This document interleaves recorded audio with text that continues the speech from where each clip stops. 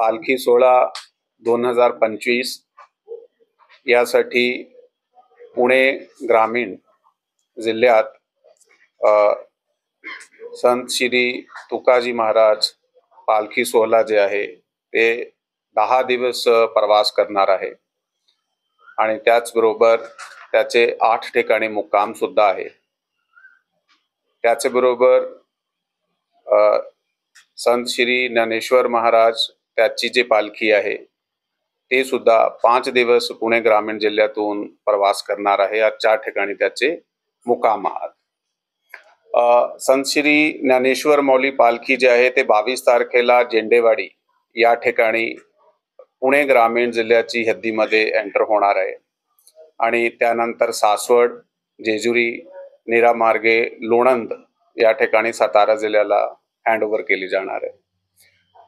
संत तुकाराम महाराजाची पालखी सोहळा जे आहे त्याचं आगमन आमच्याकडे 23 तारखेला उर्ली कांचन ज्या ठिकाणी होणार आहे आणि त्यापासून यवत, पाटस, बारामती, इंदापूर, सराटी ह्या मार्गाने हे पुढे अकलूज या ठिकाणून सोलापूर जिल्ह्यात प्रवेश करणार आहे। 160 किलोमीटर से जास्त श्री संत तुकाराम महाराजाची जे पालखी सोहळा प्रवास आहे 160 किलोमीटर से पेक्षा जास्त आहे आणि तसेच ज्ञानेश्वर माऊली यांची पालखीचा जे प्रवास आहे ते 65 किलोमीटरच्या आसपास पुणे ग्रामीणची हद्दीमधून पुढे जाणार आहे।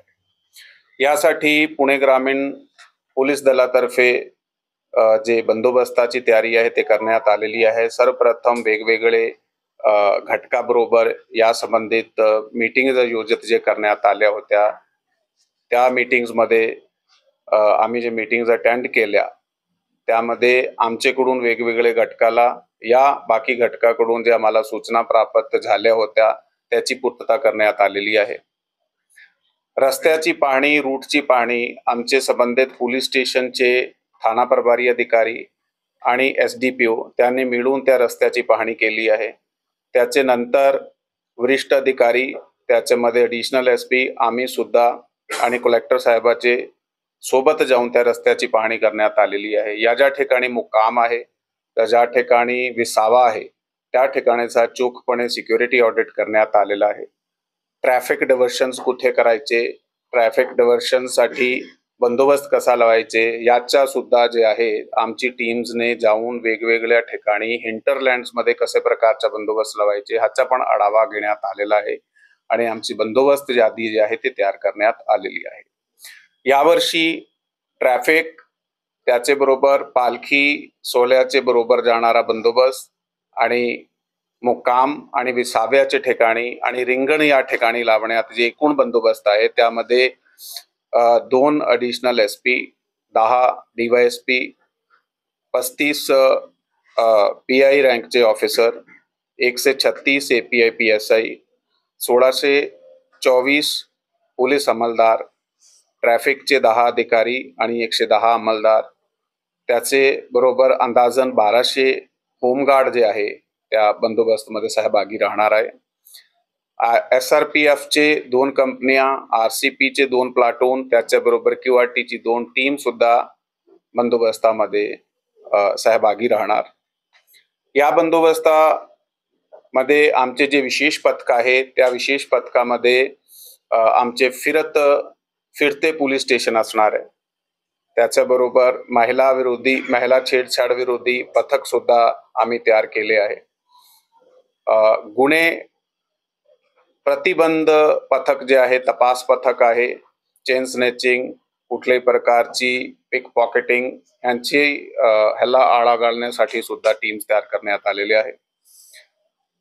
यावर्षी ह्या बंदोबस्तामध्ये कोणत्याही प्रकारच्या पालखीला अडथळा निर्माण होऊ नये म्हणून दोघे रूटवर ड्रोनद्वारे आधी रूटची पाहणी केली जाणार आहे। त्या रस्त्यात पुढे काही अडीअडचणी आहे त्याच्या आधीही समाधान करून त्याच्याबरोबर त्याचे कम्युनिकेशन मध्ये ठेवून 2 वेगवेगळ्या टीम दोघे रस्त्यात राहणार आहे, ज्याचा काम एक रोड ओपनिंग पार्टी सारखा राहणार आहे की कुठेही रस्त्यात अनऑथराइज्ड पार्किंग आहे किंवा वेंडर्स बसलेले आहे किंवा इतर कुठल्याही प्रकारचा अडथळा त्या रस्त्यात आहे त्या रस्त्यात अडथळा दूर करून पालखीचा रस्ता रिकामा करून सोयकर करणार आहे.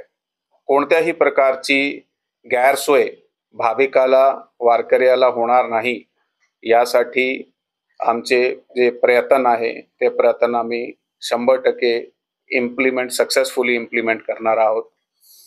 याच्याबरोबर यावर्षी हरितवारी असे प्रकारचा एक जे संकल्प आहे ते माननीय मुख्यमंत्री श्री देवेंद्र फडणवीस साहेब यांची 1 कोटी वृक्ष लागवण, त्याचे बरोबर महाराष्ट्र पोलीस दलाचे प्रमुख श्रीमती रश्मी शुक्ला मॅडमचा जे एक परिकल्पना आहे की हरितवारी जे आहे ते केली पाहिजे. हरितवारीची सुरुवात आम्ही ऑलरेडी केली आहे. बऱ्हाणपूर सब हेडक्वार्टर जे पुणे पोलीस दलात आहे बारामती या ठिकाणी, त्या ठिकाणी आम्ही परवा दिवशी 600 वृक्षाची लागवड केली आहे आणि 10 दिवसाची हे वारीचे दरम्यान वेगवेगळे पोलीस स्टेशनच्या हद्दीमध्ये एकूण 10,000 पेक्षा जास्त वृक्षाची लागवड आम्ही करीत आहोत.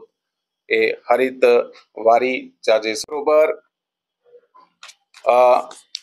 ज्या ठिकाणी काही मागच्या 1-2-5 वर्षामध्ये कुठे अडथळे निर्माण झाले होते किंवा रूटवरच्या प्रॉब्लेम्स होती, त्याचा आम्ही त्या ठिकाणची ग्रामपंचायत त्या ठिकाणचे जे मुकामा किंवा विसावाचे ठिकाणी संबंधित स्थानिक लोक आहेत त्याच्याबरोबर वारंवार मीटिंग्स करण्यात आलेले आहे. शक्यतो कोणत्याही प्रकारचा अडथळा निर्माण होणार नाही आणि भाविक आणि वारकऱ्याने ते ईश्वराचे ब्लेसिंग्स मध्ये हे चांगल्या प्रकारे शांतपणे आपली जे वारी आहे ते पार पडणार आहे.